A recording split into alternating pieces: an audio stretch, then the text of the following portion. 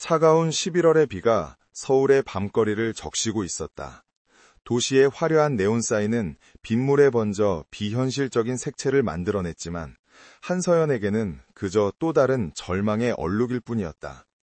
그녀는 자신의 작은 디자인 스튜디오 서연 아틀리에의 통유리창 앞에 서서 텅 빈 거리를 무감각하게 바라보았다. 한때는 꿈과 열정으로 가득 찼던 이 공간은 이제 무거운 정막과 채무 독촉장의 붉은 글씨만이 가득했다. 아버지가 돌아가시며 남긴 것은 따뜻한 추억이 아닌 감당할 수 없는 거액의 사채빚이었다. 그녀의 재능은 이미 업계에서 조금씩 인정받고 있었지만 그 속도는 빚이 불어나는 속도를 따라잡지 못했다. 똑똑, 육중한 철문이 아니라 가벼운 유리문을 두드리는 소리였음에도 서연은 심장이 발끝까지 떨어지는 듯한 공포를 느꼈다. 굳어버린 고개를 천천히 돌리자 예상했던 그 얼굴이 서 있었다. 검은색 우산을 든 육중한 체구의 남자, 마동철이었다. 그는 합법적인 대부업체와는 간판을 걸고 있었지만 그의 방식은 뒷골목의 그 어떤 사채업자보다 악랄했다. 마동철은 빗물을 털어내지도 않은 채 스튜디오 안으로 성큼 들어섰다. 그의 구둣발이 닿는 곳마다 더러운 흙탕물이 하얀 바닥을 더럽혔다. 서연이 아끼는 원단 샘플 위로 물이 튀었지만 그녀는 감히 항의할 엄두도 내지 못했다. 마동철은 서연의 작업대 위에 놓인 드레스 스케치를 경멸스럽다는 듯이 훑어보았다. 이런 종이 쪼가리로 밥이 나와 떡이 나와. 한서연 씨, 오늘이 약속한 날짜 마지막인 거 알지? 이자까지 합해서 5억, 현금으로. 그는 두툼한 손가락으로 작업대를 툭툭 치며 말했다. 그 소리는 마치 서연의 심장을 직접 두드리는 것 같았다. 그녀는 마른 입술을 겨우 열었다. 조금만 더 시간을 주시면 이번 프로젝트가 성공하면 분명히. 그녀의 목소리는 빗소리에 묻혀버릴 듯 작고 떨렸다. 마동철은 과장되게 웃음을 터뜨렸다. 시간? 내가 은행이야? 자선사업가야. 그는 서연에게 한 걸음 다가섰다. 역한 스킨 냄새와 담배 냄새가 뒤섞여 서연의 코를 찔렀다. 방법이 없는 건 아니지. 그의 눈빛이 노골적으로 서연의 위아래를 훑었다. 네가 가진 것 중에 가장 비싼 걸로 갚으면 되잖아. 네 몸 말이야. 그 말은 서연의 뺨을 때리는 것보다 더 모욕적이었다. 그녀는 자신도 모르게 뒷걸음질 쳤지면 등 뒤에 차가운 벽이 닿았다. 더 이상 물러설 곳이 없었다. 그런 짓은 못해요. 서연이 용기를 내어 외쳤지만 목소리는 공포로 떨리고 있었다. 마동철은 낄낄거렸다. 못해? 지금 네 처지에 할 수 있는 일과 못하는 일을 가릴 때야? 네 아버지도 똑같았지. 능력도 안 되면서 꿈만 커서는 결국 딸내미까지 이 지경으로 만들고. 그는 서연의 턱을 거칠게 움켜쥐려 했다. 서연은 필사적으로 그의 손을 뿌리쳤다. 더러운 손 치워요. 그녀의 눈에 눈물이 고였지만 증오와 공포가 뒤섞인 눈빛은 형형하게 빛나고 있었다. 마동철의 표정이 싸늘하게 굳었다. 좋아, 그까지 가보자는 거지. 그럼 법대로 하자고. 이 스튜디오 당장 경매에 넘기고 너는 길거리로 나앉는 거야. 아니지, 그 전에 내 부하들이 아주 재미있는 구경을 시켜줄 수도 있고. 그는 위협적으로 서연의 어깨를 밀쳤다. 서연은 힘없이 바닥에 주저앉았다. 깨진 유리 파편처럼 희망이 산산조각 났다. 그녀가 평생을 바쳐 이룬 모든 것이, 그녀의 자존심이 이 악마 같은 남자 앞에서 무너져 내리고 있었다. 마동철은 바닥에 침을 뱉고는 돌아섰다. 내일까지야. 현금 5억을 마련하든 아니면 내 여자가 되든 선택해. 육중한 문이 닫히는 소리와 함께 서연은 어둠 속에 홀로 남겨졌다. 얼마나 지났을까? 서연은 텅 빈 눈으로 바닥에 빗물을 바라보고 있었다. 눈물조차 흐르지 않았다. 그때 잊고 있던 휴대폰이 진동했다.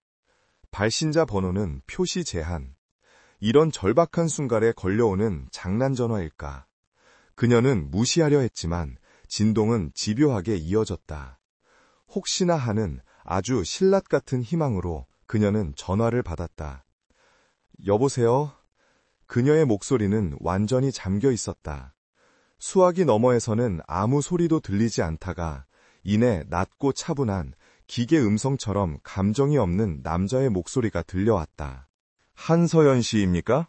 목소리는 낯설었지만 이상하게도 그녀의 상황을 모두 알고 있다는 듯한 확신이 담겨 있었다. 누구시죠? 서연이 경계하며 물었다. 남자는 그녀의 질문에는 대답하지 않고 본론을 꺼냈다. 5억의 빚, 그리고 마동철의 협박, 모든 것을 해결해 줄 수 있습니다. 서연은 숨을 멈췄다. 장난 전화가 아니었다. 하지만 어떻게? 대체 누구신데? 그녀의 목소리가 떨리기 시작했다. 누구인지는 중요하지 않습니다. 중요한 것은 내가 당신에게 제안을 하려 한다는 겁니다. 남자는 기계처럼 정확한 발음으로 말을 이어갔다. 아주 간단한 거래입니다. 당신의 1년 동안 법적인 아내가 되어주면 됩니다. 그 대가로 당신의 모든 빚을 청산해 주겠습니다. 원금, 이자, 그리고 마동철의 위협까지 모두. 서연은 자신의 귀를 의심했다. 결혼? 생판 누군지도 모르는 남자와? 지금 무슨 말씀을 하시는 거예요? 저를 조롱하시는 거예요? 그녀는 분노보다 황당함이 앞섰다. 하지만 남자의 목소리는 조금의 동요도 없었다. 조롱이 아닙니다. 이것은 합법적인 계약입니다. 결혼 생활 동안 당신에게는 어떠한 신체적 접촉이나 감정적인 교류도 요구되지 않을 것입니다. 그저 서류상으로 그리고 정해진 장소에서 1년 동안 아내로서 존재하기만 하면 됩니다. 당신의 신변은 철저히 보호될 것입니다. 남자는 마치 잘 짜인 대본을 읽는 듯 했다. 상대방은 누군데요? 왜 저죠? 서연이 가장 궁금한 것을 물었다. 상대방에 대해서는 알 필요 없습니다. 당신이 선택된 이유는 당신이 현재 가장 절박하고 동시에 우리가 원하는 조건을 갖추었기 때문입니다. 서연은 혼란스러웠다. 이것은 마동철이라는 지옥에서 벗어날 유일한 동아줄처럼 보였지만 동시에 더 깊은 나락으로 떨어지는 함정일 수도 있었다. 만약 제가 거절한다면요? 그녀가 묻자 남자는 잠시 침묵했다. 그렇다면 이 전화는 없었던 일이 됩니다. 그리고 당신은 마동철과 당신의 문제를 스스로 해결해야겠죠. 내일 아침까지. 그 말은 서연에게 선택의 여지가 없음을 확인시켜 주었다. 마동철의 얼굴이 떠올랐다. 그의 더러운 손길, 역겨운 눈빛. 그것을 피할 수만 있다면 악마에게 영원이라도 팔 수 있을 것 같았다.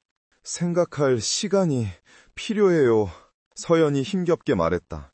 시간은 없습니다, 한서연 씨. 지금 당장 결정해야 합니다. 예, 혹은 아니요. 남자의 목소리는 단호했다. 서연은 눈을 감았다. 그녀의 꿈, 그녀의 아틀리에, 그리고 무엇보다 그녀의 존엄성, 이 모든 것을 지킬 수 있는 유일한 방법이 자신의 1년을 파는 것이라니. 1년, 365일, 그 시간을 누군지도 모르는 남자의 아내로 살아야 한다. 하지만 다른 한편에는 마동철이라는 평생의 악몽이 있었다. 그녀는 천천히 눈을 떴다. 스튜디오 창밖으로 보이던 화려한 네온 사인이 이제는 마치 그녀를 비웃는 듯 번쩍였다. 좋아요, 하겠어요. 그녀의 입에서 나온 대답은 그녀 자신도 믿기지 않을 만큼 단호했다. 현명한 선택입니다. 남자의 목소리에는 그 어떤 감흥도 실려 있지 않았다. 내일 오전 10시 강남구 청담동의 라비앙 로즈 부티크로 오십시오. 모든 준비가 되어 있을 겁니다. 그리고 오늘 밤 마동철은 더 이상 당신을 찾아가지 못할 것입니다. 전화가 끊겼다. 서연은 한동안 그 자리에 못 박힌 듯 서 있었다. 정말 끝난 걸까? 마동철의 위협이. 반신반의하는 순간 그녀의 휴대폰으로 문자 메시지 한 통이 도착했다. 발신자는 마동철이었다. 한서연 씨, 미안하게 됐네. 내가 무슨 착각을 했나 봐. 빚은 천천히 갚아도 돼. 아니, 그냥 잊어버려. 다신 연락 안 할게. 믿을 수 없는 내용이었다. 불과 몇 시간 전까지만 해도 그녀를 지옥으로 밀어넣겠다던 남자가 갑자기 태도를 바꾼 것이다. 그 전화 한 통의 힘이었다. 서연은 그제야 자신이 처한 상황의 무게를 실감했다. 그녀는 방금 자신을 거대한 힘을 가진 정체불명의 존재에게 팔아넘긴 것이다. 그가 누구이든 마동철 같은 인간을 단번에 무릎 꿇릴 수 있는 힘을 가진 사람이다. 두려움이 엄습했지만 동시에 기묘한 안도감이 밀려왔다. 적어도 오늘 밤은, 내일은 마동철의 얼굴을 보지 않아도 된다. 그녀는 빗물이 얼룩진 유리창에 이마를 기댔다. 차가운 유리의 감촉이 그녀의 뜨거운 혼란을 조금이나마 식혀주는 듯했다. 그래, 1년이야. 1년만 버티는 거야. 그녀는 스스로에게 다짐하듯 중얼거렸다. 그녀의 인생을 건 가장 위험한 도박이 그렇게 시작되고 있었다. 다음 날 아침, 서연은 밤새 한숨도 자지 못했지만 이상하게도 정신은 맑았다. 어젯밤의 일은 마치 악몽을 꾼 듯 비현실적이었다. 하지만 그녀의 손에 들린 라비앙 로즈 부티크의 주소가 적힌 메모는 그것이 현실임을 증명했다. 그녀는 가장 단정한, 그러나 그녀의 직업적 감각을 드러낼 수 있는 검은색 원피스를 골라 입었다. 디자이너로서의 마지막 자존심이었다. 청담동의 거리는 그녀가 평소 다니던 을지로의 공방골목과는 공기부터 달랐다.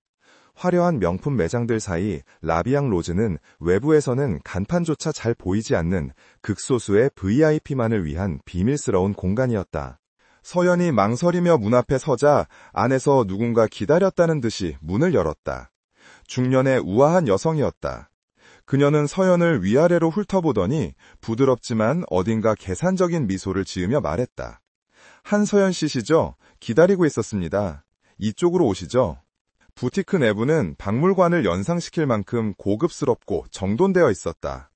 수백, 수천만 원을 혹하는 드레스들이 마치 예술품처럼 전시되어 있었다.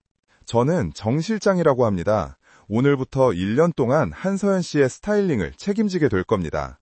정 실장은 서연을 거울 앞 의사에 앉혔다. 곧이어 여러 명의 스태프가 나타나 그녀의 머리와 얼굴을 만지기 시작했다. 서연은 마치 마네킹이 된 기분이었다. 이게 다 무슨 일이죠? 저는 그냥...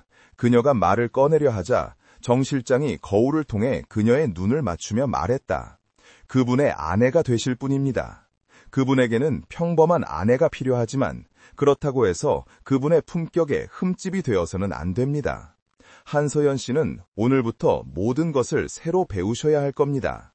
말투, 걸음걸이, 그리고 눈빛까지도요. 서연은 입을 다물었다. 그분, 여전히 그 남편이 될 사람의 정체는 안개 속에 가려져 있었다. 그녀는 자신이 어떤 거대한 연극의 무대 위로 억지로 끌려 올라가고 있음을 직감했다. 몇 시간 동안의 단장이 끝났다. 거울 속에는 자신이 아닌 완전히 다른 사람이 서 있었다. 과하지 않게 정돈된 헤어스타일, 본연의 아름다움을 살린 투명한 메이크업, 그리고 그녀의 몸에 완벽하게 맞춰진 순백의 웨딩드레스. 그것은 그녀가 평생 꿈꿔왔지만 감히 입어버리라 상상도 못했던 완벽한 실루엣의 드레스였다. 시간이 되었습니다. 정 실장이 말했다. 그녀는 서연에게 작은 부케를 건넸다. 은은한 프리지아 향기가 긴장된 그녀의 마음을 조금이나마 진정시켰다. 부티크의 뒷문은 고급스러운 세단 한 대가 대기하고 있는 작은 정원과 연결되어 있었다. 차에 오르자 어제 전화했던 그 기계적인 목소리의 남자, 김 비서가 운전석 옆자리에 앉아 있었다. 그는 뒤를 돌아보지도 않고 말했다. 한서연 씨, 지금부터 결혼식이 열릴 구청으로 이동합니다. 신랑 되실 분은 그곳에서 기다리고 계십니다. 차는 서울 시내를 빠져나와 한적한 외곽의 한 구청으로 향했다. 그곳은 일반 민원인들로 붐비는 곳이 아니라 마치 특별히 마련된 듯한 조용한 별관이었다. 서연은 차에서 내렸다. 심장이 미친 듯이 뛰기 시작했다. 문이 열리고 그녀는 마침내 그녀의 남편이 될 남자를 마주하게 되었다. 그는 창가에 서서 바깥을 내다보고 있었다. 서연이 들어오는 소리에도 그는 천천히 돌아보았다. 서연은 순간 숨이 멎는 줄 알았다. 그녀가 상상했던 나이 많고 배 나온 권력자가 아니었다. 그는 놀랍도록 평범했다. 아니, 평범하다고 하기에는 잘생긴 편이었지만 그의 차림새는 너무나도 수수했다. 값비싼 브랜드의 흔적이라고는 찾아볼 수 없는 깔끔한 셔츠와 면바지. 뿔테 안경 너머의 눈은 무심하면서도 깊었고 전체적으로 조용하고 내성적인 인상을 풍겼다. 그는 서연을 잠시 바라보더니 가볍게 목례를 했다. 한서연 씨, 저는 김민우입니다. 그의 목소리는 낮고 차분했지만 어젯밤의 그 기계적인 목소리와는 완전히 달랐다. 당신이 제 남편이 될 사람인가요? 서연이 떨리는 목소리로 물었다. 그는 그저 고개를 끄덕였다. 서연은 숨을 죽인 채 자신을 김민우라고 소개한 남자를 바라보았다. 그는 그저 평범한 30대 초반의 남자로 보였다.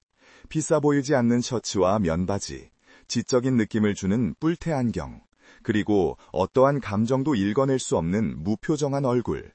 이 남자가 마동철을 하룻밤 사이에 굴복시켰단 말인가? 서연의 머릿속은 혼란으로 가득 찼다. 그녀가 입고 있는 수천만 원짜리 웨딩드레스와 남자의 수수한 차림새는 기괴할 정도로 어울리지 않았다. 구청의 작은 별실은 너무나도 조용해서 창밖에 빗소리만이 그들의 존재를 증명하는 듯했다. 서명만 하면 됩니다. 김 비서가 서연의 환상을 깨뜨렸다. 그는 어제와 똑같은 기계적인 목소리로 두 사람 앞에 혼인신고서와 몇 장의 서류를 내밀었다. 그 옆에는 최 변호사라는 명패를 단 얼음처럼 차가운 인상의 여자가 배석해 있었다. 결혼식도 하객도 축하도 없었다. 이것은 축복이 아니라 철저한 거래의 이행 과정일 뿐이었다. 서연은 펜을 든 손이 미세하게 떨리는 것을 느꼈다. 그녀는 김민우를 흘끗 쳐다보았다. 그는 이미 자신의 서명란에 망설임 없이 김민우라는 세 글자를 적어넣고 있었다. 서연도 천천히 펜을 움직여 자신의 이름을 적었다. 한서연. 이 세 글자를 쓰는 순간 그녀의 인생 1년이 저당 잡혔다. 구청 직원이 기계적으로 도장을 찍고 서류를 넘겼다. 축하합니다. 두 분은 이제 법적으로 부부가 되셨습니다. 그 말은 서연에게 그 어떤 감흥도 주지 못했다. 오히려 차가운 족쇄가 채워지는 소리처럼 들렸다. 그녀의 남편이 된 김민우는 그저 고개를 한번 끄덕였을 뿐 그녀에게 눈길조차 주지 않았다. 구청을 나오자 어제 탔던 고급 세단이 아닌 평범한 국산 중형차가 그들을 기다리고 있었다. 김 비서가 운전석에 최 변호사가 조수석에 탔다. 서연과 김민우는 나란히 뒷좌석에 앉았다. 좁은 공간에 낯선 남자와 단둘이 앉게 되자 서연은 자신도 모르게 몸을 창가 쪽으로 바짝 붙였다. 김민우에게서는 아무런 냄새도 나지 않았다. 비누 냄새조차도. 그는 마치 존재감이 없는 사람처럼 조용히 앉아 창밖만 바라보고 있었다. 이 어색하고 숨막히는 침묵 속에서 서연은 자신이 거대한 사기극의 피해자가 된 것인지 아니면 구원받은 것인지 분간할 수 없었다. 차는 강남의 화려한 거리를 벗어나 강북의 오래된 동네로 접어들었다. 좁은 골목길을 한참 올라가자 차가 멈춘 곳은 낡고 허름한 다세대 주택 앞이었다. 다 왔습니다. 김 비서의 말에 서연은 창밖을 보고 경악했다. 여기서 산다고요? 그녀의 목소리에는 당혹감이 가득했다. 김민우는 아무 말 없이 차에서 내려 낡은 건물의 옥상으로 이어지는 좁은 철제 계단을 올라가기 시작했다. 서연은 웨딩드레스 자락을 움켜쥐고 어쩔 수 없이 그의 뒤를 따랐다. 그들의 신혼집은 옥상에 위태롭게 자리한 옥탑방이었다. 문을 열자 곰팡이 냄새가 섞인 퀴퀴한 공기가 코를 찔렀다. 내부는 생각보다 깔끔하게 정돈되어 있었지만 한눈에 봐도 가난한 살림살이가 그대로 드러났다. 작은 주방 겸 거실, 그리고 문 하나로 분리된 작은 방, 그것이 전부였다. 여기가... 서연은 말을 잇지 못했다. 5억이라는 거금을 하룻밤에 갚아준 남자가 사는 곳이 이런 옥탑방이라니. 서연은 자신이 뭔가 단단히 잘못 생각하고 있음을 깨달았다. 이 남자는 그저 대리인일 뿐일까? 짐은 저쪽에 두었습니다. 김민우가 방 한쪽 구석을 가리키며 처음으로 서연에게 말을 걸었다. 그곳에는 그녀가 스튜디오에서 쓰던 최소한의 옷가지와 디자인 도구들이 담긴 상자가 놓여 있었다. 김 비서가 그녀가 구청에 가기 전에 미리 챙겨온 듯했다. 당신은 저 방을 쓰세요. 그가 가리킨 곳은 그나마 창문이 달린 작은 방이었다. 그럼 당신은? 서연이 묻자 그는 거실 한쪽에 놓인 접이식 소파를 가리켰다. 나는 여기서 잡니다. 그는 너무나도 태연하게 말했다. 그때 최 변호사가 서류 가방에서 또 다른 서류 뭉치를 꺼내 낡은 밥상 위에 올려놓았다. 이제 본 계약서를 작성해야죠, 한서연 씨. 그녀의 목소리는 옥탑방의 공기보다 더 차가웠다. 그것은 결혼 계약서였다. 서연은 천천히 조항들을 읽어내려갔다. 1. 계약 기간은 오늘로부터 정확히 1년. 2. 1년 후 두 사람은 상호 합의하에 이혼하며 한서연한 어떠한 위자료나 재산 분할도 청구할 수 없다. 3. 한서연의 모든 채무, 원금 5억 및 관련 이자는 계약 즉시 갑, 김민우이 변제한다. 4. 계약 기간 동안 한서연은 갑이 지정한 이 옥탑방에 거주하며 대외적으로 아내의 역할을 수행해야 한다. 여기까지는 예상했던 바였다. 하지만 다음 조항에서 서연의 눈은 멈췄다. 5. 갑과 을은 어떠한 경우에도 서로에게 사적인 감정이나 연애 감정을 품어서는 안 된다. 6. 갑과 을은 상대방의 동의 없는 어떠한 신체 접촉도 금지한다. 7. 을은 갑의 사생활이나 직업, 배경에 대해 어떠한 호기심도 갖거나 조사해서는 안 된다. 모든 조항은 서연에게 일방적으로 불리해 보였지만 동시에 그녀를 보호하는 것처럼 보이기도 했다. 특히 5번 조항은 모욕적이기까지 했다. 누가 이런 남자에게 감정을 품는다고 서연은 속으로 생각했다. 서명하시죠? 최 변호사가 펜을 내밀었다. 서연은 김민우를 바라보았다. 그는 여전히 창밖을 바라보고 있었다. 이 계약의 당사자임에도 불구하고 그는 이 모든 상황에 전혀 관심이 없는 듯 보였다. 서연은 다시 한번 자신의 이름을 적었다. 두 번째 서명이었다. 그녀는 이제 공식적으로 돈에 팔린 1년짜리 아내가 되었다. 서명이 끝나자 최 변호사와 김 비서는 기다렸다는 듯이 자리에서 일어났다. 그럼 정해진 날짜에 다시 연락드리겠습니다. 그분의 아내로서의 품위를 잊지 마시길 바랍니다. 최 변호사는 서연에게 차가운 경고를 남기고 옥탑방을 떠났다. 문이 닫히는 소리와 함께 옥탑방에는 서연과 김민우 두 사람만이 남았다. 어색함이 공기를 짓눌렀다. 수천만 원짜리 웨딩드레스를 입은 여자와 낡은 옥탑방에 사는 남편. 이보다 더 비현실적인 조합이 있을까? 서연은 답답한 드레스를 벗어던지고 싶었지만 그녀의 짐 상자는 아직 풀지도 못한 채였다. 갈아입을 옷이... 그녀가 어렵게 입을 열자 김민우는 그제야 그녀를 돌아보았다. 그는 말없이 상자를 들어 그녀가 쓸 방 안으로 옮겨주었다. 그리고는 다시 거실로 나와 이번에는 작은 주방으로 향했다. 서연은 방문을 닫고 허겁지겁 웨딩드레스를 벗었다. 평생 꿈꿔왔던 웨딩드레스는 이제 그녀의 처지를 비웃는 거추장스런 껍데기에 불과했다. 그녀는 가장 편한 티셔츠와 트레이닝 바지로 갈아입고 나왔다. 그러자 믿을 수 없는 광경이 펼쳐졌다. 그녀의 남편 김민우가 주방에서 컵라면 2개에 물을 붓고 있었다. 5억을 갚아준 남자의 결혼식 날 저녁 식사가 컵라면이라니. 서연은 이제 혼란을 넘어 허탈감마저 느꼈다. 이게 저녁이에요? 그녀의 목소리가 떨렸다. 김민우는 덤덤하게 고개를 끄덕였다. 배고플 텐데 먹어요. 그는 밥상 위에 나무젓가락과 컵라면 2개를 올려놓았다. 서연은 그 앞에 마주 앉았다. 김이 모락모락 나는 라면을 보며 그녀는 이 상황이 꿈이기를 바랐다. 마동철에게서 벗어났지만 더 거대한 미스터리 속으로 빠져든 기분이었다. 당신 정체가 뭐예요? 서연이 용기를 내어 물었다.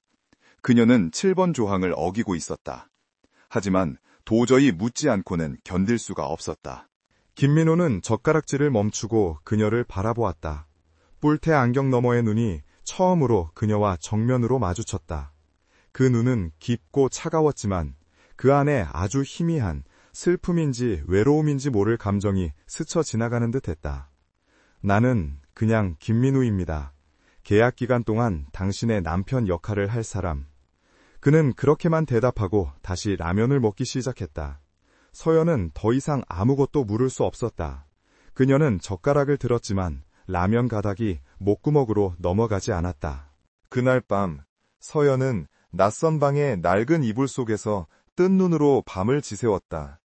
벽 하나를 사이에 두고 낯선 남자가 숨쉬고 있다는 사실이 그녀를 극도로 긴장하게 만들었다. 그는 정말로 거실 소파에서 자는 듯했다. 아무런 소리도 들리지 않았다. 서연은 생각했다. 그는 누구일까? 왜 나를 선택했을까?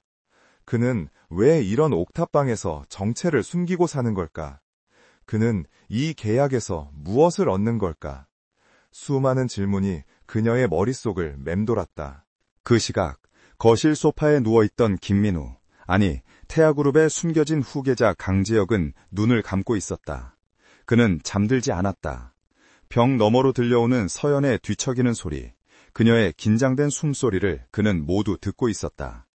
그 역시 이 상황이 편하지 않았다. 자신의 정체를 숨기고 내부의 적을 찾기 위해 이 옥탑방으로 숨어든 지 석 달째. 그는 자신의 계획에 아내라는 변수가 필요했다. 자신을 감시하는 세력들, 특히 이복 형제이자 그룹의 부회장인 강태준과 그의 약혼녀 윤소희의 눈을 속일 연막이 필요했다. 한서연은 그의 레이더에 걸린 가장 완벽한 후보였다. 절박했지만 자존심이 강하고 빚더미에 눌려 있으면서도 결코 자신을 팔지 않으려 했던 여자. 그녀의 눈빛에서 그는 자신과 닮은 외로움과 강인함을 보았다. 하지만 막상 그녀를 자신의 영역 안으로 끌어들이자 계획에 없던 감정이 고개를 들기 시작했다. 하얀 웨딩드레스를 입고 구청에 서 있던 그녀의 모습은 차갑게 얼어붙어 있던 그의 심장에 작은 파문을 일으켰다. 그는 이 위험한 연극을, 그리고 이 여자와의 아슬아슬한 동거를 1년 동안 무사히 마칠 수 있을지 스스로에게 물었다. 어둠 속에서 두 남녀의 기묘한 결혼 생활은 그렇게 시작되고 있었다. 옥탑방에서의 첫날 밤은 한서연에게 뜬 눈으로 지새운 고문과도 같았다. 얇은 벽 하나를 사이에 두고 낯선 남자가 있다는 사실보다 그녀의 인생이 송두리째 뒤바뀌었다는 현실이 더 무겁게 그녀를 짓눌렀다. 새벽녘 닭울음소리 대신 멀리서 들려오는 도시의 소음에 뒤척이다 일어난 그녀는 조심스럽게 방에 쓴 문을 열었다. 김민우는 이미 일어나 있었다. 그는 그녀가 어제 경악했던 그 낡은 접이식 소파 이불을 단정하게 개고 있었다. 그의 수수한 셔츠 차림은 이 옥탑방 풍경에 완벽하게 녹아들어 있었지만 서연은 어제 구청에서 본 모든 것을 꿰뚫어보는 듯했던 그의 무심한 눈빛을 잊을 수 없었다. 일어났어요? 그가 먼저 입을 열었다. 목소리는 잠겨 있었지만 여전히 감정이 없었다. 서연은 고개만 끄덕였다. 어색한 침묵이 흘렀다. 욕실 먼저 쓰세요. 그가 고갯짓으로 가리켰다. 욕실은 주방 구석에 커튼 하나로 겨우 가려진 한 사람이 겨우 돌아설 수 있는 좁은 공간이었다. 서연은 어젯밤 벗어던진 수천만 원짜리 웨딩드레스가 쓰레기 봉투 옆에 구겨져 있는 것을 떠올렸다. 그녀는 말없이 수건을 챙겨 그 좁은 공간으로 들어갔다. 차가운 물줄기가 그녀의 잠 못 이룬 몸을 때렸다. 이것이 그녀의 결혼 생활의 시작이었다. 아침 식사는 토스트였다. 김민우가 어디서 났는지 모를 작은 토스터에 식빵 2조각을 구웠다. 잼도 버터도 없는 마른 빵이었다. 이런 것밖에 없네요. 그가 변명처럼 말했지만 그의 표정에는 미안함이 전혀 없었다. 서연은 말없이 빵을 받아들었다. 그녀는 생각했다. 이 남자는 대체 누구일까? 5억을 현금으로 갚아줄 능력이 있으면서 왜 이런 궁색한 연기를 하는 걸까? 아니면 이 궁색함이 진짜이고 5억은 이 남자의 배후에 있는 누군가의 돈일까? 계약서의 7조항, 갑의 사생활을 묻지 않는다는 문구가 그녀의 혀를 묶었다. 그녀는 이대로 무너질 수 없다고 다짐했다. 1년만 버티면 그녀는 자유였다. 빚도 없고 마동철의 위협도 없는. 그녀는 방 한구석에 처박혀 있던 자신의 짐을 풀기 시작했다. 그녀의 아틀리에에서 가져온 디자인 도구와 원단 샘플들, 그녀의 꿈이자 전부였다. 그녀는 낡은 밥상을 펴고 그 위에 스케치북을 펼쳤다. 이런 환경에서도 그녀는 디자인을 포기할 수 없었다. 그녀가 스케치에 몰두하기 시작하자 옥탑방의 퀴퀴한 공기도 그녀의 기묘한 남편의 존재도 잠시 잊히는 듯 했다. 김민우는 그런 그녀를 말없이 지켜보고 있었다. 그는 노트북을 펼쳤지만 화면에는 간단한 엑셀 시트만 떠 있을 뿐 그의 시선은 자신도 모르게 서연의 손끝을 향했다. 그녀의 손은 가늘고 길었지만 굳은 살이 박여 있었다. 연필이 종이를 스치는 소리가 옥탑방의 정적을 리듬감 있게 채웠다. 그녀는 스케치에 몰두할 때면 주변의 모든 것을 잊는 듯했다. 강지혁, 김민우는 자신이 태아그룹에서 만났던 그 어떤 화려한 여자들과도 다른 거칠지만 강인한 생명력을 그녀에게서 느꼈다. 그는 이 계약 아내가 자신의 계획에 방해가 될지 아니면 예상치 못한 조력자가 될지 아직 판단이 서지 않았다.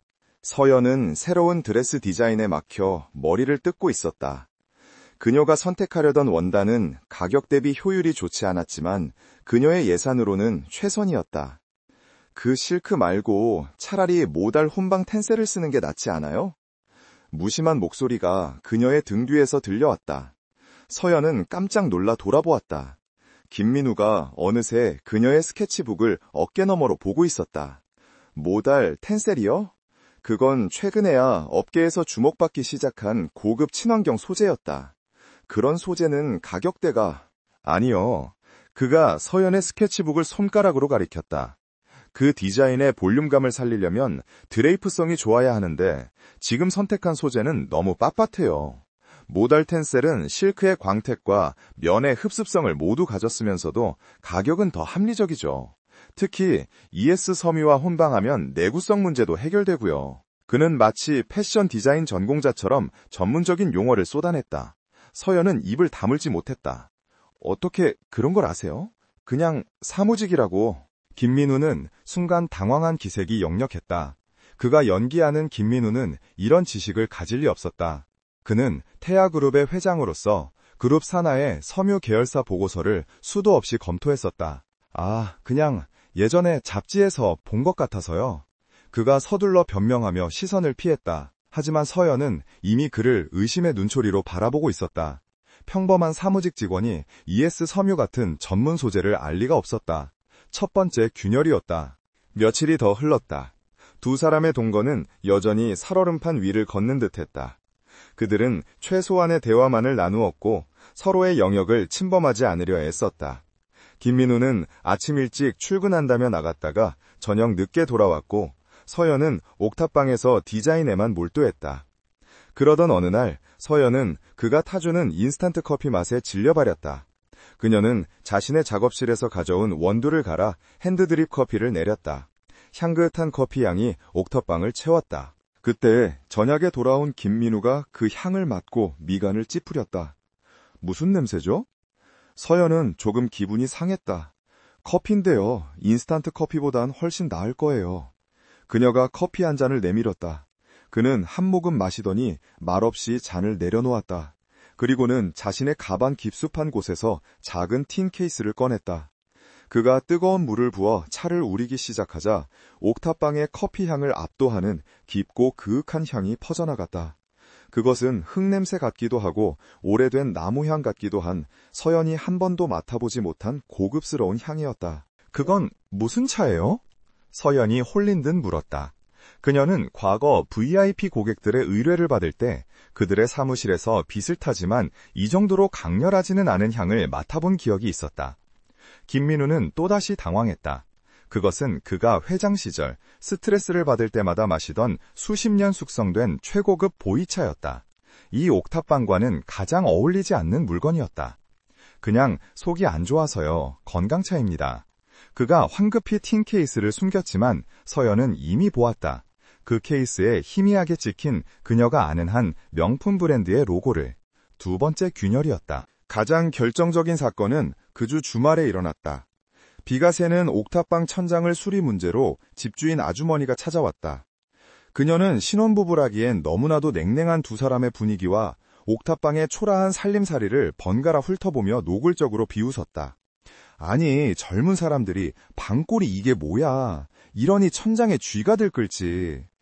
그녀는 수리비는커녕 오히려 월세를 올리겠다며 목소리를 높였다. 서연은 분했지만 세입자의 약점을 알기에 쉽게 대꾸하지 못하고 얼굴만 붉히고 있었다.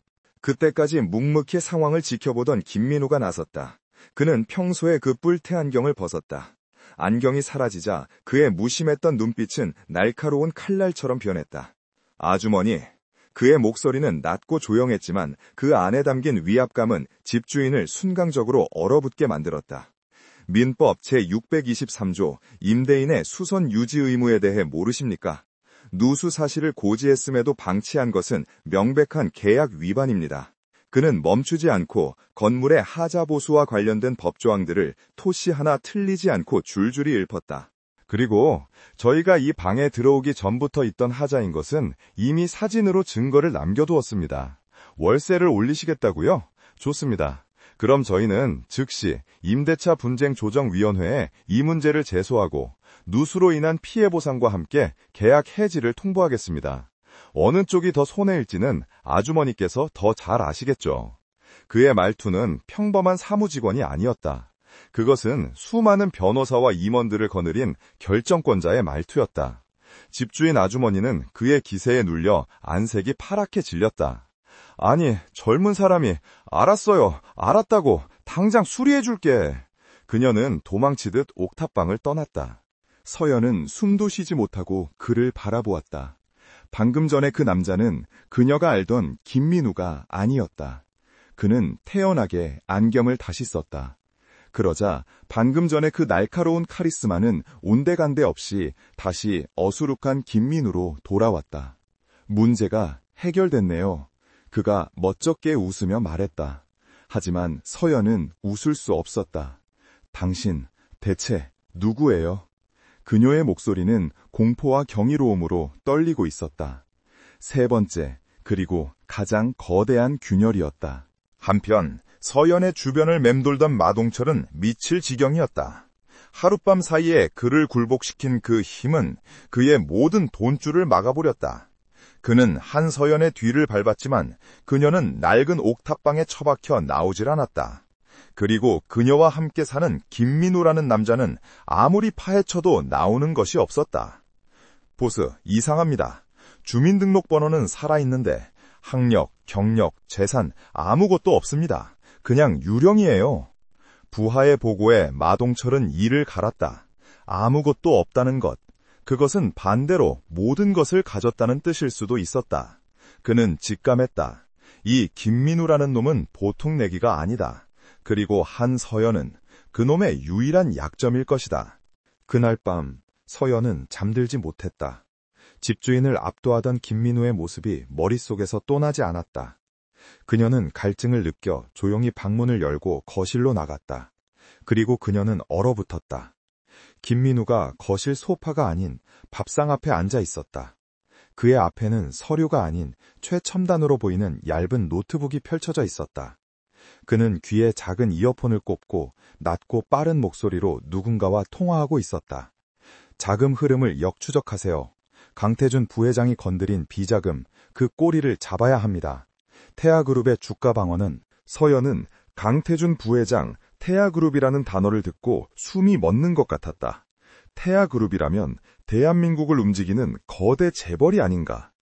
김민우가 그녀의 기척을 느낀 것은 바로 그때였다. 그는 맹수처럼 고개를 돌렸다. 그의 눈빛은 옥탑방의 김민우가 아니었다.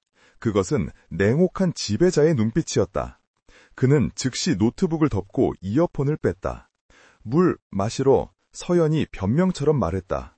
그의 얼굴이 순식간에 다시 김민우로 돌아왔다. 아, 네, 야근이 좀 남아서요. 회사 일입니다. 그는 애써 웃어 보였다. 서연은 아무 말도 하지 못하고 방으로 돌아왔다. 그녀는 이제 확신했다. 저 남자는 평범한 사무직원이 아니다.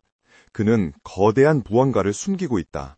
그리고 그녀는 그 거대한 비밀의 한가운데에 아내라는 이름으로 던져져 있었다. 그녀는 밤새 잠들지 못하고 스케치에만 몰두했다. 새벽녘 그녀는 결국 책상에 엎드려 잠이 들고 말았다. 얼마나 지났을까? 어깨에 느껴지는 따뜻한 감촉에 그녀는 희미하게 눈을 떴다. 누군가 그녀의 어깨에 담요를 덮어주고 있었다. 김민우였다. 그는 그녀가 깬 것을 모르고 조심스럽게 담요를 덮어주었다. 계약서 6조항 신체 접촉 금지를 의식한 듯 그의 손은 그녀의 어깨에 닿을 듯 말 듯 망설였다. 그 순간 그의 무표정한 얼굴에 아주 희미한 연민과도 같은 감정이 스쳐 지나갔다. 그는 조용히 돌아서 자신의 소파로 향했다. 서연은 다시 눈을 감았지만 심장은 미친 듯이 뛰고 있었다. 차가운 가면 속에서 아주 잠깐 엿보인 그 따뜻함, 그것은 그녀를 더욱더 깊은 혼란 속으로 밀어넣고 있었다. 한서연이 어젯밤 엿들은 태아그룹이라는 거대한 이름은 낡은 옥탑방의 공기를 더욱 무겁게 만들었다. 그녀는 스케치북에 도무지 집중할 수가 없었다.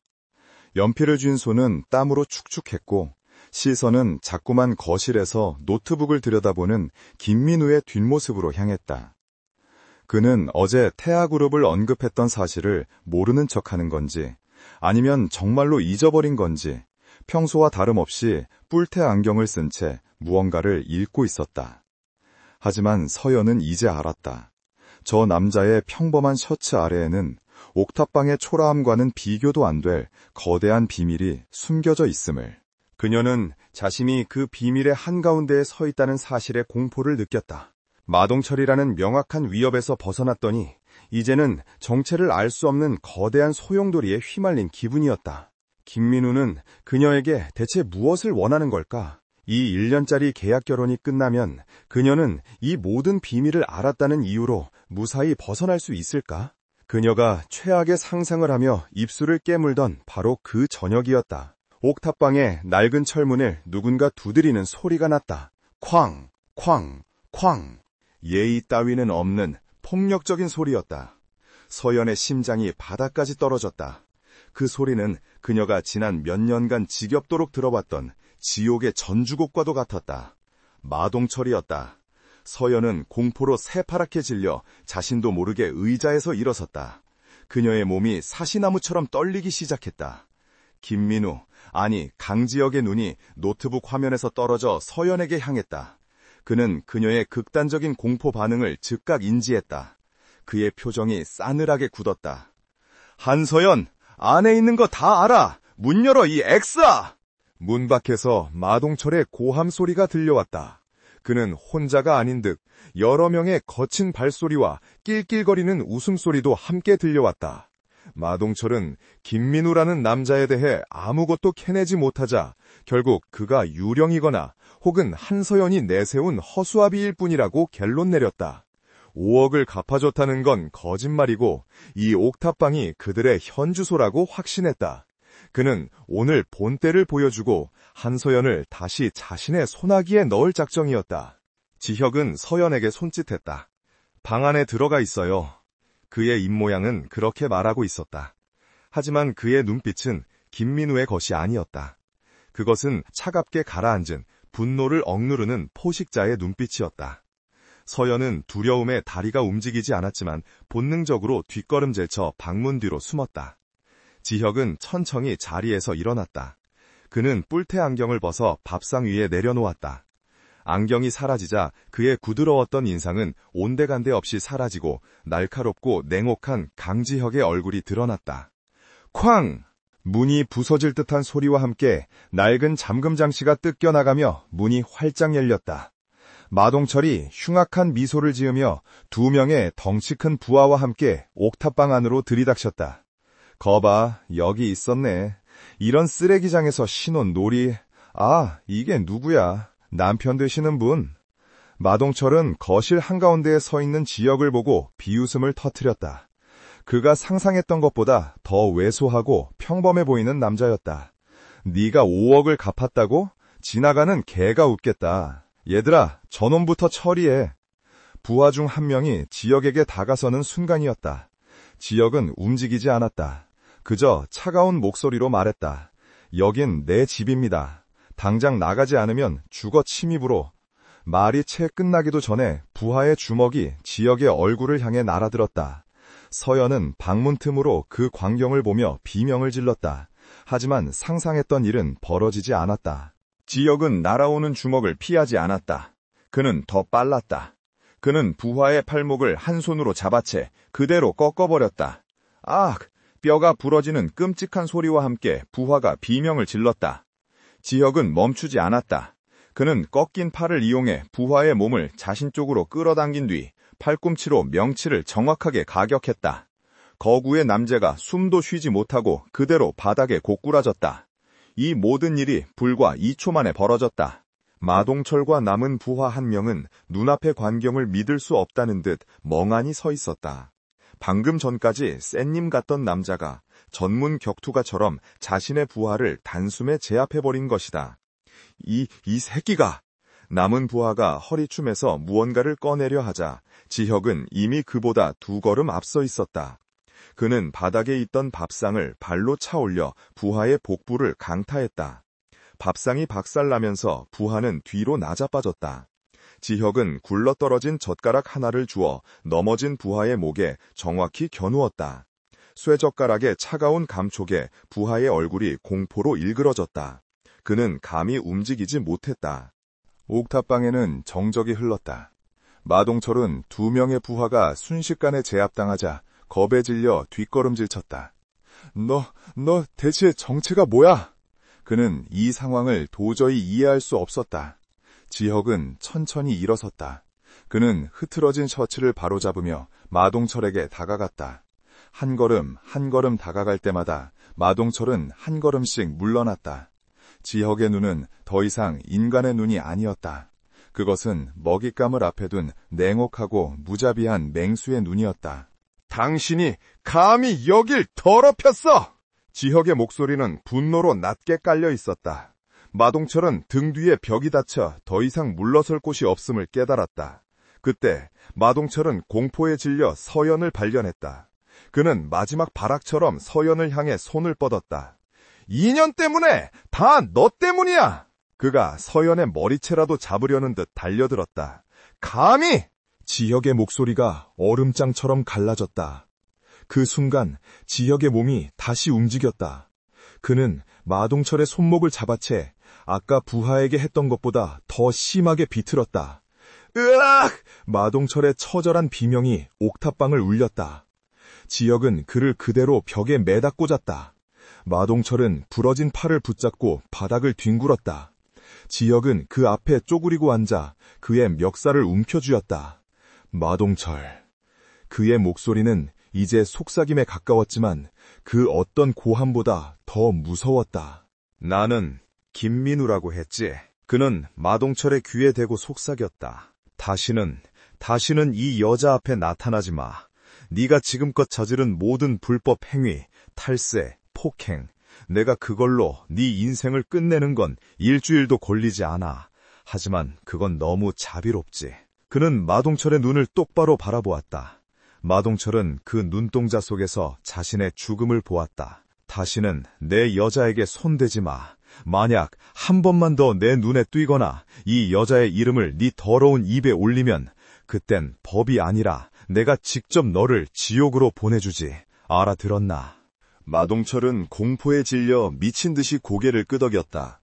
그는 지금껏 수많은 악당들을 만나봤지만 이런 종류의 인간은 처음이었다. 돈이나 권력이 아니라 순수한 살기와 압도적인 힘을 가진 존재. 꺼져. 지혁이 그를 바닥에 내동댕이 쳤다. 마동철은 부러진 팔을 붙잡고 부상당한 부하들을 재촉해 도망치듯 옥탑방을 빠져나갔다. 그들은 계단을 굴러 내려가다시피 사라졌다. 옥탑방에는 다시 정적이 찾아왔다. 빗소리와 함께 서연의 가쁜 숨소리만이 들렸다. 그녀는 벽에 기댄 채 주저앉아 거실 한가운데에 서 있는 남자의 뒷모습을 멍하니 바라보고 있었다. 방금 전에 그 폭풍 같던 남자는 부서진 밥상과 널브러진 집기들을 보며 깊은 한숨을 내쉬었다. 그는 천천히 돌아서 바닥에 떨어져 있던 뿔테 안경을 주워 다시 썼다. 안경을 쓰자 방금 전에 그 살기 넘치던 맹수는 온데간데 없이 사라지고 다시 어수룩하고 걱정스러운 표정의 김민우가 돌아와 있었다. 괜찮아요? 다친 데는? 그가 서연에게 다가오며 물었다. 그의 목소리는 미세하게 떨리고 있었다. 그 역시 방금 자신이 한 행동에 당황한 듯 보였다. 서연은 대답할 수 없었다. 그녀는 그가 내민 송을 보지도 못하고 그저 고개만 세차게 저었다. 그녀는 마동철이 무서웠지만 지금은 눈앞에 이 남자가 더 무서웠다. 아니, 무서운 것과는 다른 알 수 없는 감정이었다. 그는 방금 내 여자라고 했다. 서연은 그가 다가오자 자신도 모르게 몸을 움츠렸다. 지혁은 그녀의 반응에 멈칫했다. 그의 손이 공중에서 머뭇거렸다. 그는 그녀의 손목에 남은 아까 마동철이 잡으려 했던 희미한 붉은 자국을 보았다. 그는 계약서의 6조항을 떠올렸지만 지금은 그것이 중요하지 않았다. 하지만 서연의 공포를 본 이상 그는 더 이상 다가갈 수 없었다. 약 가져올게요. 그는 서둘러 좁은 욕실로 들어가 구급상자를 찾았다. 서연은 그제야 참았던 숨을 몰아쉬었다. 그녀는 방금 자신을 지켜준 남자를 보며 생전 처음으로 보호받고 있다는 느낌을 받았다. 그리고 그 사실이 그녀를 더욱더 혼란스럽게 만들었다. 같은 시각, 서울의 가장 높은 빌딩, 태아그룹의 부회장실.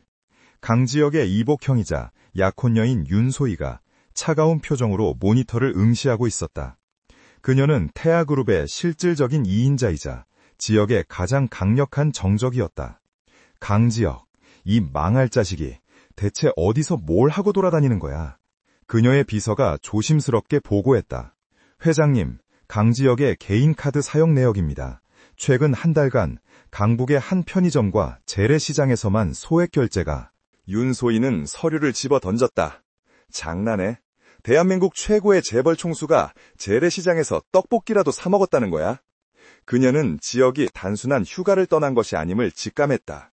그는 자신들의 비자금 내역을 눈치채고 숨어버린 것이다.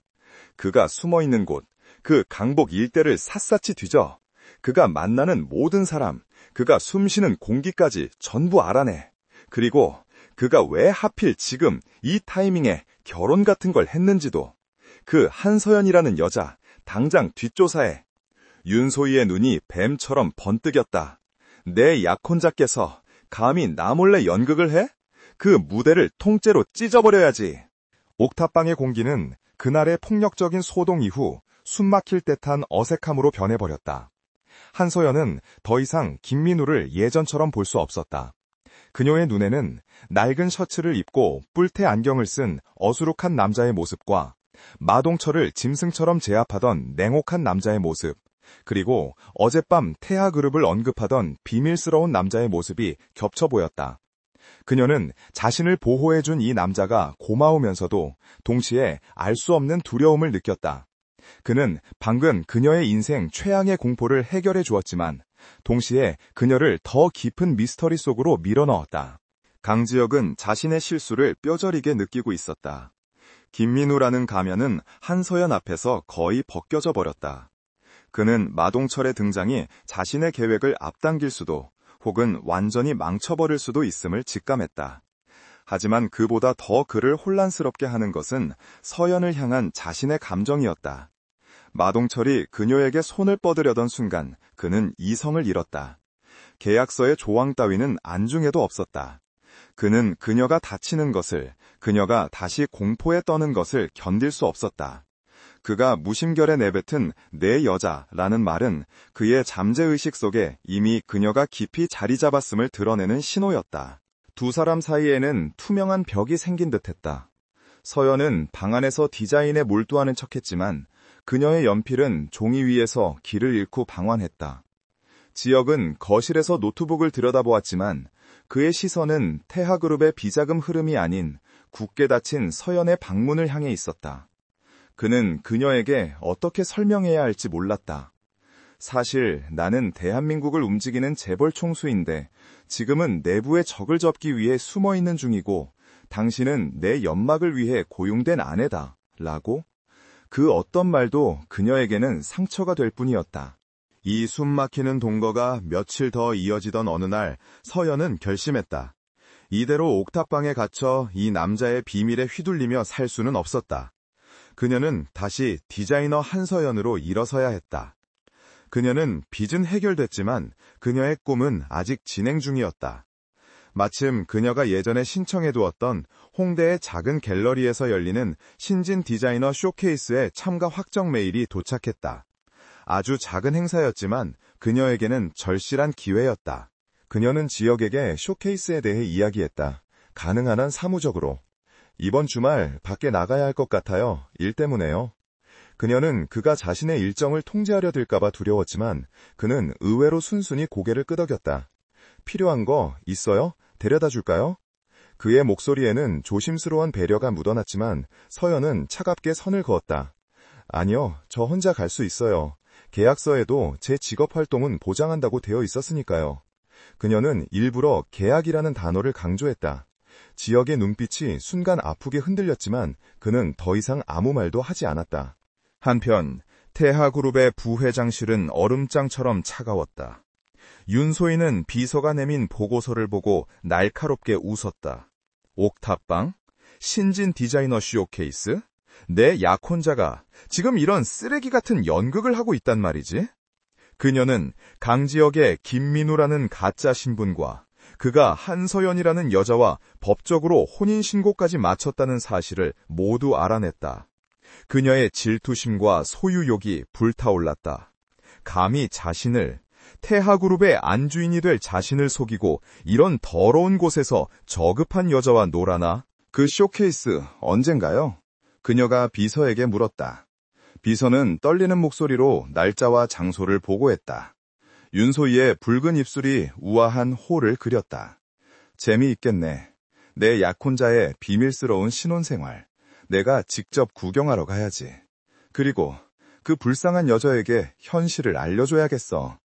그녀는 자신의 스타일리스트에게 전화를 걸었다. 내일 내가 그 어떤 여배우보다 화려해 보여라겠어. 홍대 쓰레기장에 여왕이 강림한 것처럼. 쇼케이스 당일, 서연은 자신이 직접 만든 심플하지만 라인이 아름다운 검은색 드레스를 입었다. 옥탑방에서 밤새워 만든 옷이었다. 그녀는 오랜만에 화장도 하고 머리도 손질했다. 거울에 비친 자신의 모습이 조금은 낯설었지만 그녀는 디자이너 한서연으로 돌아온 것 같아 조금은 설레었다. 그녀가 현관을 나서려 할 때 지혁이 그녀를 불렀다. 저기, 그가 무언가를 내밀었다. 그것은 작은 브로치였다. 나뭇잎 모양의 아주 섬세하고 고급스러운 디자인이었다. 이게 뭐예요? 서연이 당황해서 묻자 그는 시선을 피하며 말했다. 그 드레스에 아무것도 없으면 너무 심심할 것 같아서 그냥 길에서 주웠어요. 옥탑방 동네 노점에서 이런 걸 팔 리가 없었다. 서연은 그것이 아주 비싼 물건임을 한눈에 알 수 있었다. 하지만 그녀는 지금 그와 실랑이를 벌일 시간이 없었다. 고마워요. 그녀는 짧게 말하고 브로치를 받아들였다. 그리고 그가 보지 못하게 돌아서서 그 브로치를 드레스의 가슴 부분에 달았다. 이상하게도 그 차가운 금속의 감촉이 그녀에게 작은 용기를 주는 것 같았다. 쇼케이스는 생각보다 더 작고 초라했다.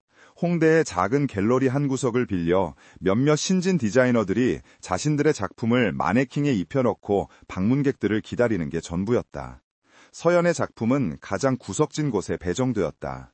그녀는 애써 미소를 지으며 자신의 작품을 정리했다. 그때 갤러리 입구가 소란스러워졌다. 모든 사람의 시선이 한 곳으로 향했다. 그곳에는 한 무리의 사람들이 서 있었다. 그리고 그 중심에는 이 초라한 갤러리와는 도저히 어울리지 않는 눈부신 아우라를 뿜어내는 한 여자가 있었다. 머리부터 발끝까지 수억 원대를 혹하는 명품으로 치장한 그녀는 마치 패션쇼 런웨이에서 방금 걸어 나온 듯했다. 그녀는 윤소희였다. 서연은 그녀를 잡지에서 본 기억이 있었다. 태하그룹의 부회장이자 강지혁의 약혼녀로 알려진. 서연의 심장이 쿵 하고 내려앉았다. 그녀가 왜 여기에? 그때 서연은 갤러리 입구 반대편 기둥 뒤에 숨어 자신을 지켜보고 있던 익숙한 인형을 발견했다. 김민우였다. 그는 평소의 수수한 차림으로 걱정스러운 눈빛으로 이쪽을 바라보고 있었다. 그가 자신을 혼자 가게 해주겠다던 약속을 어기고 몰래 따라온 것이다. 그리고 윤소희는 그 김민우를 발견했다. 윤소희는 갤러리를 가로질러 망설임 없이 김민우에게로 걸어갔다. 그녀의 또각거리는 하이힐 소리가 갤러리 전체를 울렸다. 사람들은 모두 숨을 죽이고 이 기묘한 광경을 지켜보았다. 서연은 자신도 모르게 그쪽으로 발걸음을 옮기고 있었다.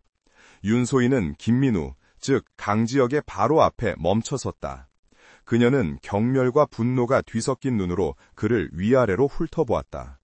강지혁. 그녀의 차가운 목소리가 갤러리를 울렸다. 서연은 그 자리에 얼어붙었다. 강지혁? 태아그룹의 회장님이 이런 누추한 곳에서 지금 뭐 하시는 거예요? 윤소희의 목소리는 조롱으로 가득했다. 아, 혹시 이 연극이 재미있어서? 그녀는 고개를 돌려 몇 걸음 떨어진 곳에 서 있는 서연을 발견했다.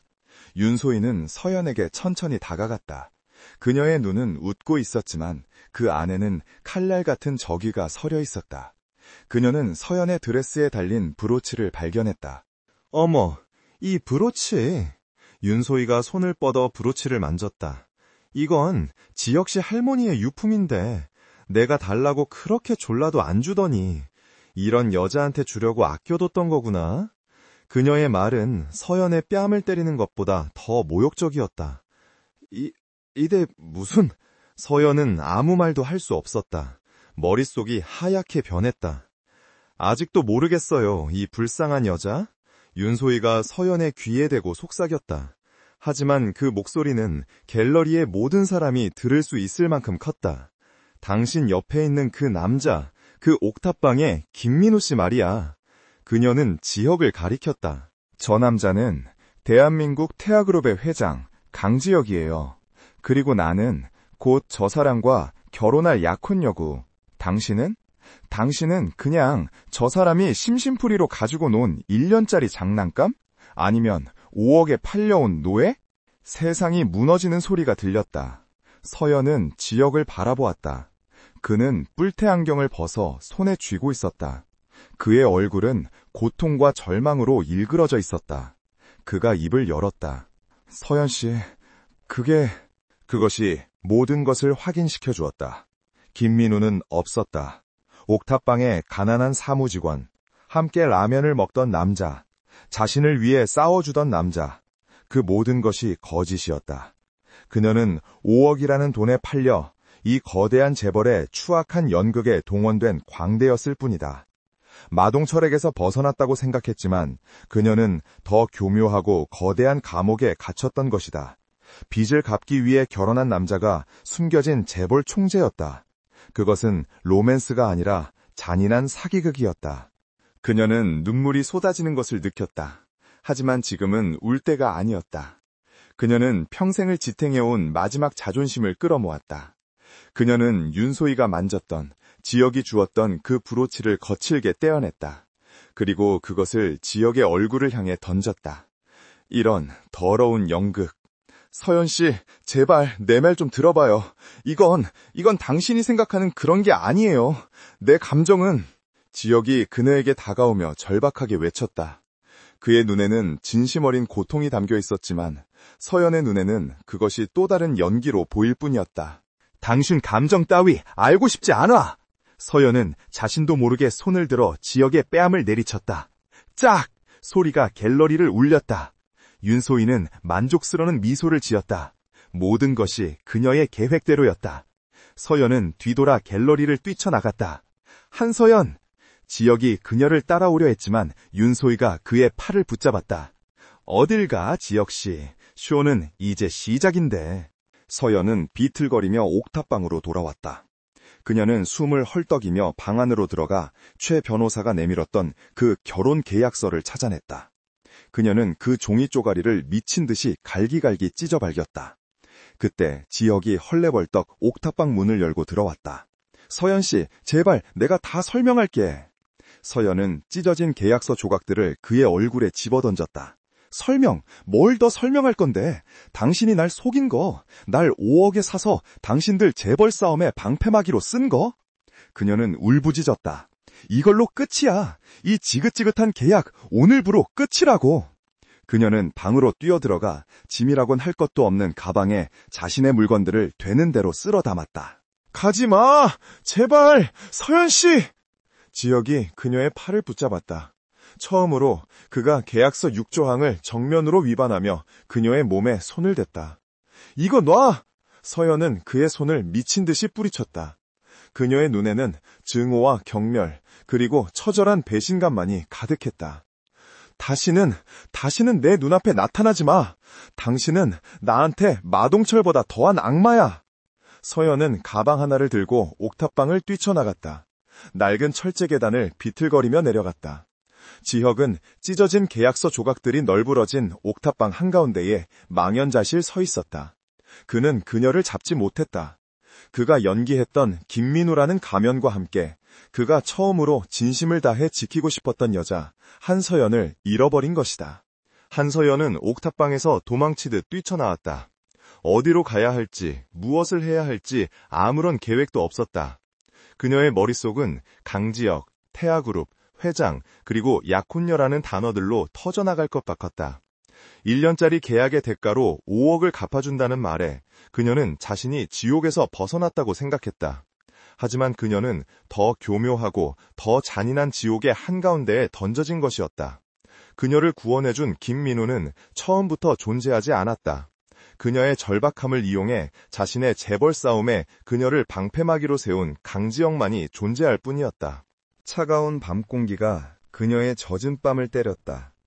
눈물이 쉴 새 없이 흘러내려 시야를 가렸다. 그녀는 갈 곳이 없었다.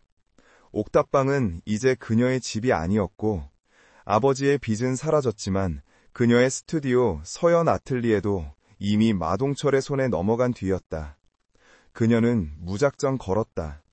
화려한 서울의 네온사인이 그녀의 처절한 배신감을 비웃는 듯했다. 그녀의 발걸음이 등나이 곳은 이제는 폐허가 된 자신의 옛 스튜디오 앞이었다.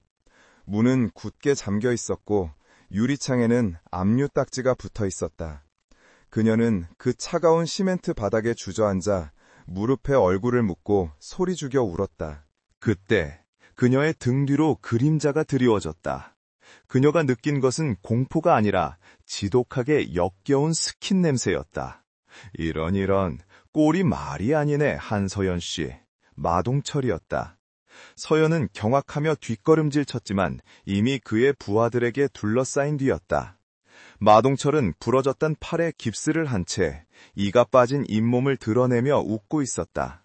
옥탑방에서 쫓겨났어. 그 쌤님 같던 새끼한테 버림받았나 보지. 그는 모든 것을 알고 있다는 듯 낄낄거렸다. 서연은 본능적으로 위험을 감지했다. 어떻게? 마동철은 그녀의 턱을 거칠게 움켜쥐었다. 내가 그 새끼 뒷조사를 안 했을 것 같아? 홍대 갤러리에서 아주 볼만했다며. 태하그룹 강지혁 회장님. 그는 회장님이라는 단어에 힘을 주며 비웃었다.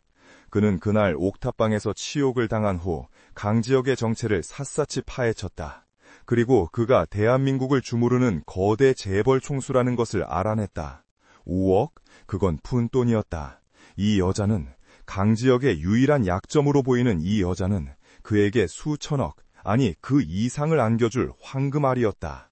네가 뭘 어쨌는데? 서열이 공포에 질려 물었다. 뭘 어째? 내 황금알을 되찾으러 왔지. 넌 이제부터 내 보험이야. 마동철이 손짓하자 부하들이 서연의 입을 막고 그녀를 검은색 승합차로 끌고 갔다. 서연은 필사적으로 발버둥 쳤지만 배신감으로 모든 기력을 소진한 그녀의 저항은 무의미했다. 차문이 닫히는 소리와 함께 서연은 다시 한번 깊은 절망의 어둠 속으로 빠져들었다. 같은 시각 강지혁은 찢어진 계약서 조각들이 흩어진 옥탑방에 홀로 서 있었다. 서연이 악마라고 외치던 그 목소리가 그의 귓가에 울렸다. 그는 그녀를 잃었다. 아니, 애초에 그는 그녀를 가진 적도 없었다. 그는 이 모든 비극이 자신의 오만과 잘못된 계획에서 시작되었음을 깨달았다. 그는 즉시 옥탑방을 나섰다. 김민우의 낡은 옷은 벗어 던졌다. 그는 태아그룹의 회장 강지혁으로 돌아갔다. 태아그룹의 심장부인 VVIP 전략기획실. 한밤중임에도 불구하고 모든 임원진과 보안팀이 소집되었다. 그들은 갑작스러운 회장의 등장에 경악을 금치 못했다.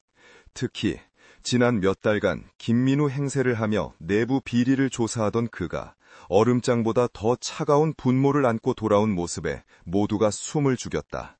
지금부터 내 말을 잘 들어. 지혁의 목소리는 낮고 단호했다. 한서연, 내 아내다. 그녀가 납치됐다. 전략기획실 전체가 얼어붙었다. 회장의 결혼도 몰랐는데 납치라니. 김비서, 지혁이 불렀다. 김비서는 이미 노트북을 켜고 있었다. 범인은 마동철로 추정됩니다. 하지만 지금 중요한 건 그게 아니야. 내가 김민우로 숨어 지낸 이유, 바로 내부의 적을 잡기 위해서였지. 지혁의 눈이 모니터에 떠오른 한 남자의 사진을 향했다. 태하 유통의 박 이사, 강태준 부회장, 윤소희의 약혼자의 오른팔이자 그룹의 자금을 빼돌려 비자금을 조성하던 인물이었다. 내가 조사한 바로는 박 이사가 마동철의 사채업을 이용해 자금 세탁을 해왔다. 오늘이 바로 그놈들이 장부를 마치고 거액의 현금을 밀거래하는 날이야. 지역은 그들의 비밀거래 장소까지 이미 파악해둔 상태였다. 마동철은 한서연을 그곳으로 데려갔을 거다. 나를 협박할 인질로 삼기 위해서. 지역의 주먹이 분노로 하얗게 떨렸다. 마동철은 자신이 호랑이 굴로 제 발로 걸어 들어간 것임을 모르고 있었다. 보안팀은 존원 B루트로 이동한다. 검찰 특수부에는 이미 내가 자료를 넘겼다. 그들이 A루트로 진입할 거다. 우리는 그들보다 한 발 빨라야 한다. 지역은 재킷을 입으며 말했다. 이것은 단순한 인질 구출 작전이 아니었다. 자신의 아내를 구하고 동시에 그룹의 암덩어리를 도려내는 그의 인생을 건 가장 중요한 전쟁이었다. 나는 C루트로 직접 들어간다. 김비서, 내 아내의 위치 1분마다 체크해. 인천항에 버려진 제7창고. 빗물이 새는 낡은 건물 안에는 마동철과 그의 일당들, 그리고 그들에게 돈을 받기 위해 온 박 이사가 초조하게 서 있었다. 그리고 그들 앞에는 의자에 묶인 채 입에 재갈이 물린 한서연이 있었다. 박 이사, 걱정 마. 돈은 준비된던데 내가 아주 끝내주는 보험을 하나 들었거든. 마동철이 서연의 얼굴을 쓰다듬으며 웃었다. 서연은 증오의 눈빛으로 그를 쏘아보았다. 그때 마동철의 휴대폰이 울렸다. 발신자는 강지혁. 마동철은 승리감에 도취되어 전화를 받았다. 아, 회장님, 이런 누추한 곳까지 어쩐 일이십니까? 당신 마누라가 나랑 같이 있는데 아주 잘. 100억, 현금으로. 지역의 목소리는 전화기 너머로도 얼음장처럼 차가웠다. 100억? 회장님, 나를 너무 무시하시네. 이 여자는. 마동철이 더 큰 금액을 부르려는 순간 지역이 그의 말을 잘랐다.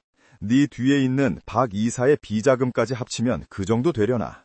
아니면 네가 지난 5년간 탈세한 금액을 말하는 건가, 마동철? 마동철의 얼굴이 하얗게 질렸다. 네, 네가 그걸 어떻게? 그 순간 창고의 모든 출입문이 동시에 열렸다. 움직이지 마! 검찰이다! 검사들과 무장한 경찰들이 A루트로 들이닥쳤다.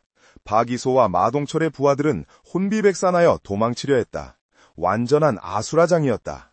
하지만 지역의 보안팀은 B루트, 즉 하수구를 통해 이미 창고 내부에 잠입해 있었다. 그들은 박이사를 정확하게 제압했다. 이 개새끼! 마동철은 이 모든 것이 강지혁의 함정이었음을 깨달았다. 그는 돈가방 대신 옆에 있던 서연을 붙잡았다. 그는 서연의 목에 날카로운 칼을 들이댔다. 오지마! 다가오면 이 여자 죽어! 강지혁, 너 어디 있어? 여기 있다. 목소리는 위에서 들렸다. 마동철이 고개를 들자 2층 난간에서 지혁이 그를 내려다보고 있었다. 뿔테 안경도 낡은 셔츠도 아닌 완벽한 슈트 차림의 태아그룹 회장 강지혁이었다. 그는 맹수처럼 창고 안으로 뛰어내렸다. 네 상대는 나야, 마동철. 그 여자 놔줘. 미친 새끼. 네가 회장이면 다야. 너도 칼에 찔리면 죽어. 마동철은 공포와 광기가 뒤섞인 눈으로 서연을 인질 삼아 뒷걸음질 쳤다. 서연은 눈물만 흘리고 있었다. 그녀는 자신 때문에 이 모든 일이 벌어졌다는 죄책감과 저 남자가 정말로 자신을 구하러 왔다는 충격에 빠져 있었다. 서연 씨. 지혁이 그녀를 불렀다. 그의 목소리는 놀랍도록 차분했다. 내가 미안했어. 당신을 속인 거 진심이었어. 서연의 눈이 흔들렸다. 하지만 당신을 지키고 싶었던 것도 진심이었어. 개수작 부리지 마. 마동철이 칼을 든 손에 힘을 주었다. 서연의 목에서 피가 배어나오기 시작했다. 지혁의 눈이 순간 붉게 타올랐다. 바로 그 순간이었다. 지혁은 마동철과 눈을 마주치며 자신의 재킷 안주머니를 가리켰다. 네가 원하는 거 여기 있어. 마동철의 시선이 아주 잠깐 0.5초간 그곳으로 향했다. 지혁은 그 틈을 놓치지 않았다. 그는 옥탑방에서 마동철의 부하들을 제압했던 것보다 10배는 빠른 속도로 움직였다. 그는 바닥을 박차고 날아 마동철의 칼을 든 팔을 낚아챘다. 악! 마동철의 팔이 부러지는 소리가 났다. 하지만 마동철도 필사적이었다. 그는 마지막 발악으로 반대쪽 손에 숨기고 있던 더 작은 칼을 꺼내 지혁이 아닌 서연의 심장을 향해 찔렀다. 안 돼! 서연은 눈을 감았다. 하지만 고통은 느껴지지 않았다. 대신 그녀를 꽉 껴안는 따뜻한 몸과 그녀의 어깨를 적시는 뜨거운 액체의 감촉만이 느껴졌다. 그녀가 천천히 눈을 떴을 때 지혁이 그녀를 대신해 칼에 찔린 채 그녀를 끌어안고 있었다. 칼은 그의 등을 깊숙이 파고들었다. 혁씨. 마동철은 자신의 손에 들린 피 묻은 칼과 믿을 수 없다는 듯 자신을 내려다보는 지혁을 번갈아 보았다. 지혁은 서연을 아는 팔에 힘을 주어 그녀를 안전한 곳으로 밀쳐내고는 마동철의 복부를 걷어찼다. 마동철은 그대로 나가 떨어졌고 뒤따라온 검살에 의해 수갑이 채워졌다. 강 회장님, 괜찮으십니까? 김 비서가 달려왔다. 하지만 지혁은 그 소리를 듣지 못했다. 그는 피를 흘리며 비틀거렸다. 그의 시선은 오직 한 사람, 바닥에 주저앉아 떨고 있는 서연에게 고정되어 있었다. 서연 씨, 왜 그랬어요?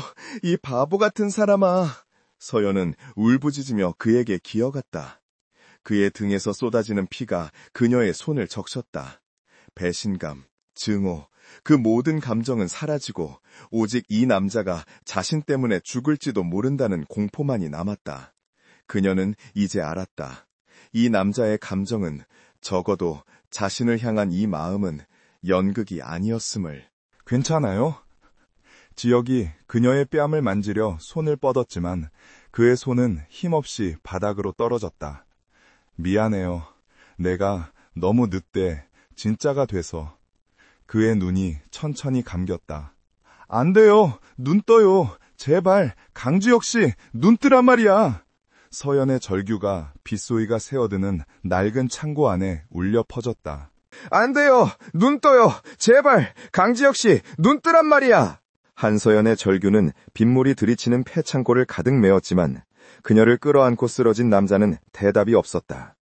구급대원들의 다급한 발소리, 김비서의 절박한 외침, 수갑이 채워지는 마동철의 저주 섞인 고함 소리가 귀엉켜 거대한 소음이 되었지만 서연의 귀에는 오직 그녀의 손을 적시는 피의 감촉과 지역의 희미해지는 숨소리만이 느껴졌다. 그녀는 자신이 이 남자를 악마라고 불렀던 것을 후회했다. 배신감에 눈이 멀어 그가 김민우였던 순간에 보여주었던 진심 어린 눈빛과 그녀의 어깨에 덮어주었던 따뜻한 담요의 온기를 외면했던 자신을 원망했다. 구급차가 밤거리를 가르며 태아그룹 소유의 VVIP 병원으로 향하는 내내 서연은 지역의 손을 놓지 않았다. 그의 손은 차갑게 식어가고 있었다. 응급실 문이 닫히고 수술 중이라는 붉은 등이 켜졌다. 서연은 지역의 피가 낭자한 자신의 손을 내려다보며 차가운 복도 바닥에 주저앉았다. 모든 것이 비현실적이었다.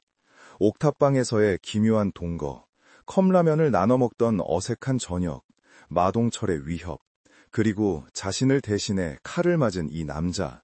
그 모든 것이 폭풍처럼 그녀의 삶을 휩쓸고 지나갔다. 얼마나 지났을까? 복도 저편에서 또각거리는 하이힐 소리가 들려왔다. 윤소희였다. 그녀는 쇼케이스에서 봤던 화려한 모습이 아닌 흐트러진 모습으로 달려왔다. 그녀는 바닥에 주저앉은 서연을 발견하자마자 이 모든 비극의 원흉을 찾았다는 듯 분노의 눈으로 다가왔다. 너 때문에. 그녀가 손을 들어 서연의 뺨을 내리치려던 순간이었다. 그만하시죠, 윤 부회장님. 차가운 목소리가 그녀를 막아섰다.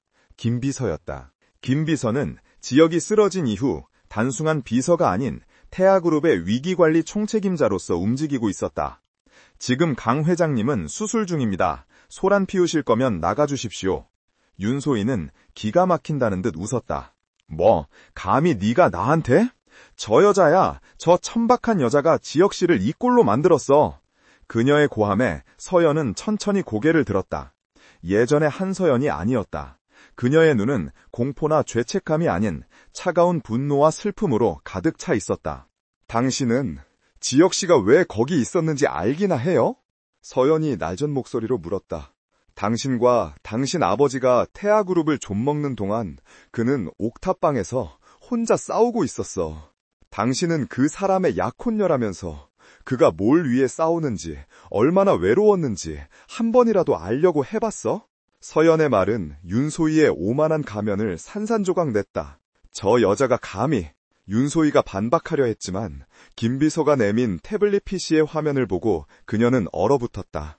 마동철과 박 이사, 그리고 윤 부회장님께서 공모한 비자금 내역입니다.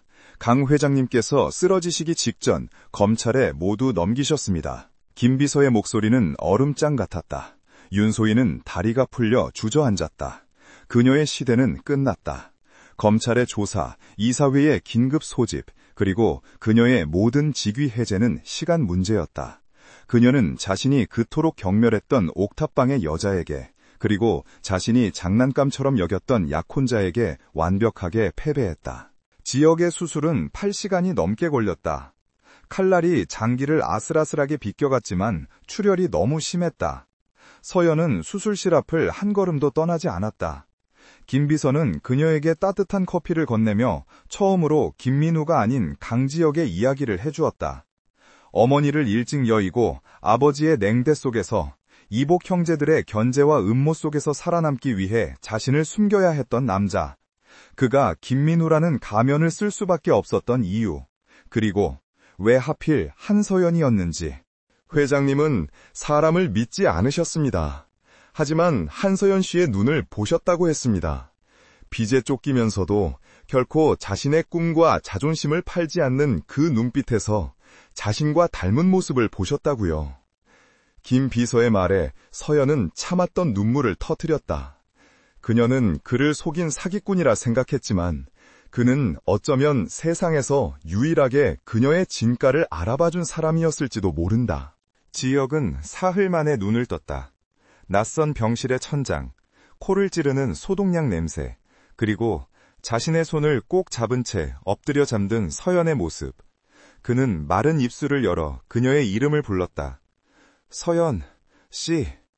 그 작은 소리에 서연은 화들짝 놀라 잠에서 깼다. 지혁 씨, 깼어요? 괜찮아요?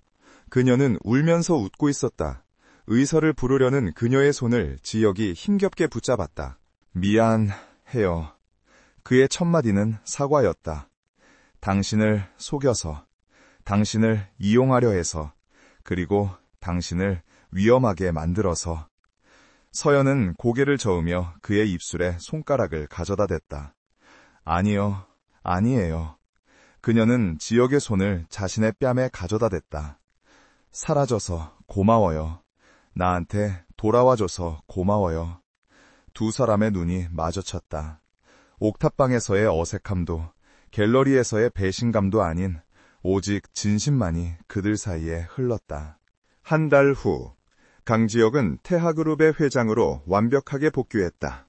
마동철과 박 이사는 법의 심판을 받았고 윤소희는 모든 것을 잃고 해외로 도피했다.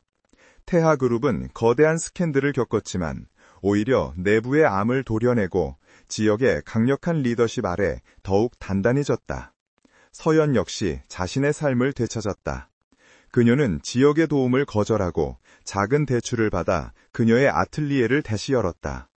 빚은 없었지만 그녀는 여전히 디자이너 한서연으로 살아가고 싶었다. 그러던 어느 날 지역이 그녀의 아틀리에를 찾아왔다. 완벽하게 회복한 그는 옥탑방의 김민우와 태아의 강지혁이 절묘하게 섞인 모습이었다. 서연 씨, 같이 갈 곳이 있어요. 그는 서연을 차에 태워 어딘가로 향했다. 그곳은 그들이 처음 부부가 되었던 그 낡은 구청의 별관이었다. 여기 왜? 서연의 얼굴이 불안감으로 굳었다. 그녀는 그와의 계약이 아직 끝나지 않았음을 기억해냈다. 지혁은 말없이 그녀의 손을 잡고 안으로 들어갔다. 그리고 그는 서연에게 서류 한 장을 내밀었다. 그것은 혼인관계 증명서가 아닌 이혼 신고서였다. 모든 칸이 채워져 있었고 지혁의 도장까지 찍혀 있었다. 지혁 씨, 이게 계약서 1조, 계약 기간은 1년. 1년 후 상호 합의하에 이혼한다. 지혁이 덤덤하게 말했다. 1년은 안 됐지만 나는 당신을 속였고 당신을 위험에 빠뜨렸어요. 계약 위반이죠. 당신은 이제 자유예요, 서연 씨. 서연은 아무 말도 할 수 없었다. 그녀가 그토록 바라던 자유였지만 지금 그녀의 심장은 깨질 듯이 아팠다. 이 남자는 지금 자신을 놓아주려는 것이다. 그녀는 떨리는 손으로 펜을 들었다. 내가 빚을 갚기 위해 당신과 결혼했던 건 사실이에요. 그녀가 말했다.